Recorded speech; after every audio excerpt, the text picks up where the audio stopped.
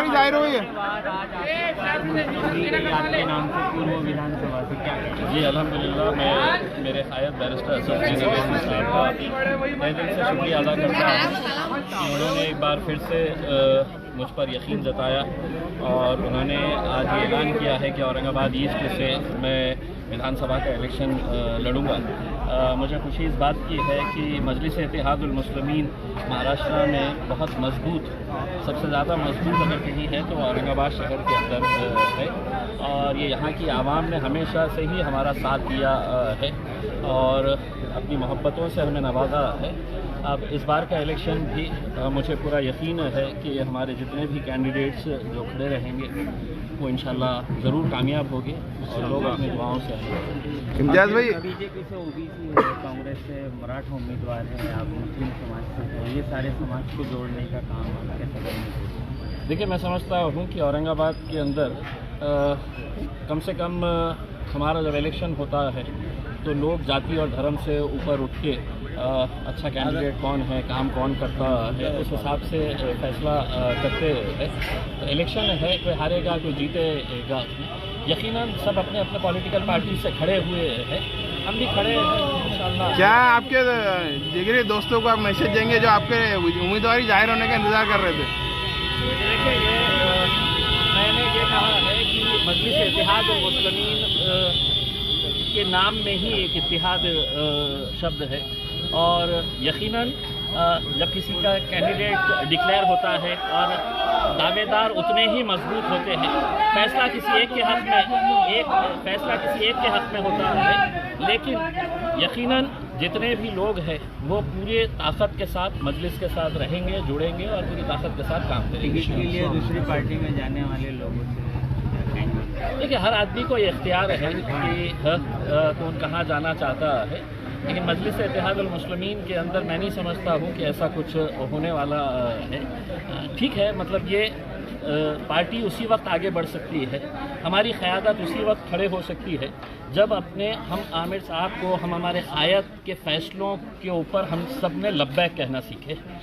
उनका जो भी फ़ैसला है, अगर हम अपने क़ायद को ही नहीं मानेंगे तो ये पार्टी कभी बढ़ नहीं सकती है, हमारी क़यादत कभी खड़े नहीं हो सकती है। इसमें साहब ने फ़ैसला किया है, अल्हम्दुलिल्लाह मुझे यकीन है कि पूरी आवाम इसके ऊपर लब्बैक कह के आगे काम करेगी। मुस्लिम मराठा का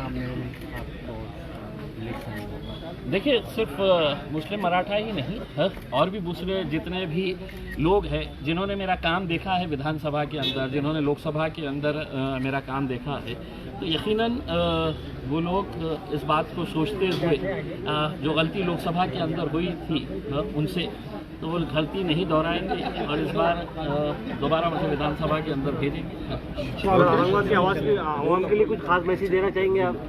देखिए, मैं आवाम को सिर्फ इतना कहना चाहूँगा कि हर आदमी को इख्तियार है कि वो अलग अलग पार्टी में रह सकता है। सियासत के अंदर ये ज़रूरी नहीं है कि हर कोई आपका चाहने वाला रहेगा, आपको मानने वाला रहेगा, आपको फॉलो करने वाला रहेगा। आपके मुखालिफिन भी रहेंगे, आपसे मुख्तलिफ राय रखने वाले भी रहेंगे, आपकी कोई अलग आइडियोलॉजी, आपकी अलग सोच के हिसाब से वो हमारी मुखालिफत भी कर सकते हैं, लेकिन इस स्तर के ऊपर मुखालिफत ना करें कि कल जब हमारा आंखों से आंखें मिलेगी, जब आमने सामने आएंगे तो शर्मिंदगी महसूस ना हो। तो ये लेवल के ऊपर आप लड़िए, जहाँ पर रहना है रहिए, आप जिस जमात में है, जिस पार्टी के अंदर है, आप वहाँ पर रहिए, काम करिएगा, लेकिन लड़ाई का भी एक स्तर होना चाहिए। उसको इतने घटिया लेवल के ऊपर नहीं लेकर आइए कि आगे चलकर हमको एक दूसरे से आंखों में आंखें मिलाने के लिए शर्मिंदगी। विकास में कौन कौन से मुद्दों पर आप इलेक्शन लड़ेंगे? देखिए, औरंगाबाद के अंदर क्या है आप खुद जानते हैं, जो मुद्दे पिछले 3-4 महीनों के अंदर बदले हैं ऐसा नहीं है। औरंगाबाद के अंदर क्या क्या करना है ये तमाम आवाम को हमने लोकसभा के इलेक्शन के दौरान हमने बताए थे।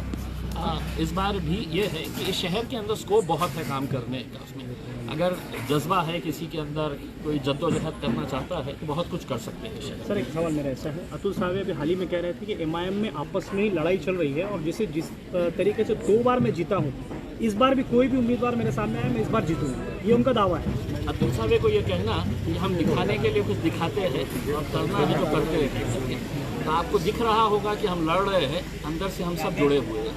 अच्छा, इसमें कांग्रेस की तरफ से आज एक उम्मीदवार मैदान में उतर चुके हैं और देखा जा रहा है कांग्रेस के अंदर भी कई नाराज़गी हो रही है। कई कांग्रेस के नेताओं का ये मानना है कि हम एमआईएम की तरफ अपना रुख कर लेंगे अगर हमको हमारे पार्टी में से किसी को टिकट नहीं दिया गया। ऐसे कुछ चेहरों के नाम आपके सामने आएंगे जो कह रहे हैं कि भाई हम आपका सपोर्ट कर देंगे क्योंकि हमारे पार्टी में से किसी को टिकट नहीं मिला है, जो नवे आए उनको टिकट दिया गया है। देखिए, ये उनकी पार्टी का इख्तियार है, दूसरी पार्टी किसको टिकट देती है मैं इसके अंदर बहुत ज़्यादा नहीं बोल सकता वो उनका इख्तियार है किसको देना।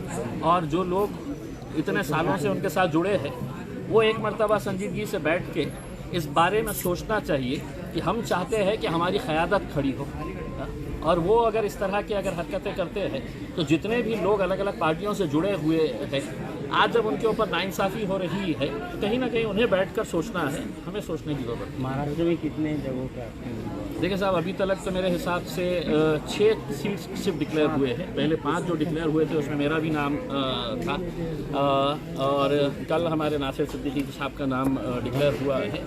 अभी बाकी के जितने भी उम्मीदवार हैं हम समझते हैं कि 29 तारीख के दिन जो आखिरी दिन है उस दिन है तो असद साहब डिक्लेयर करेंगे। ठीक, थैंक यू। ओके, शुक्रिया।